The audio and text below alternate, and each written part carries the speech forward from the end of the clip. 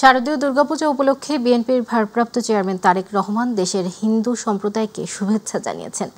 এক ভিডিও বার্তায় তিনি বলেন, দেশের বিভিন্ন ধর্মাবলম্বী মানুষ প্রতিটি গোষ্ঠী, গোত্র, সম্প্রদায় ব্যাপক উৎসাহ উদ্দীপনার সঙ্গে যার যার ধর্ম পালন করবে।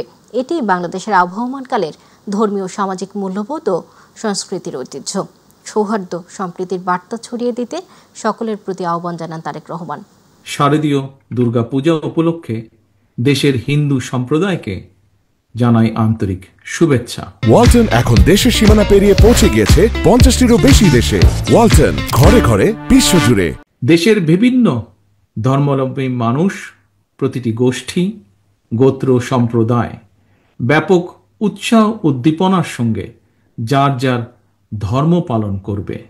এটি বাংলাদেশের আবহমানকালের ধর্মীয় সামাজিক মূল্যবোধ ও সংস্কৃতির সৌন্দর্য।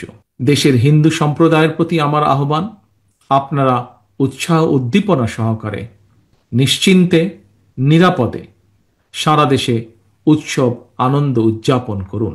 বাংলাদেশের গণতান্ত্রিকামী মানুষের দল বিএনপির পক্ষ থেকে দেশের হিন্দু সম্প্রদায়ের প্রতি আবারও শারদীয় দুর্গাপূজার আন্তরিক শুভেচ্ছা জানাই। বাংলাদেশ জিন্দাবাদ, বাংলাদেশ জাতীয়তাবাদী দল জিন্দাবাদ।